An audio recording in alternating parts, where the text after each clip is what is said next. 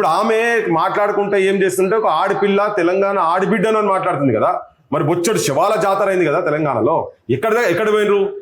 మనం ఎన్నో ఇన్సిడెంట్ చూసినాం. ఎల్బీ నగర్ సిటీ చౌరస్తాలో ఆడోళ్ళ రేపులు జరుగుతుంటే నువ్వు పోయి ఎన్నాడు నువ్వు స్పందించలేదే. ఆడపిల్లలు ఇప్పుడు తెలంగాణ సమాజాన్ని చెప్పదలుచుకున్నా నేను.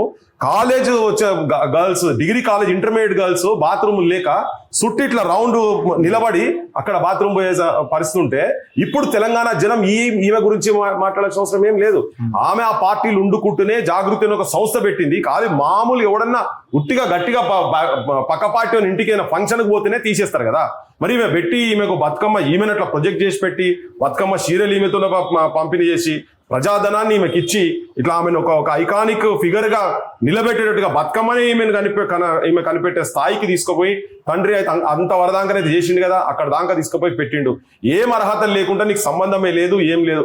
అసలు ఈమె ఈ కవిత అండ్ కేసీఆర్ మాయే పిచ్చిలేసిందని అమెరికాలో తాగుడు కాడ గిలాసాల కాడ పంచాయతీ కాడ ఉన్నప్పుడు బొచ్చడు మాటలు సోపతోలు నాకు వాళ్ళకు కామన్ ఫ్రెండ్స్ ఉన్నారు. ఎవరు ఎక్కడ?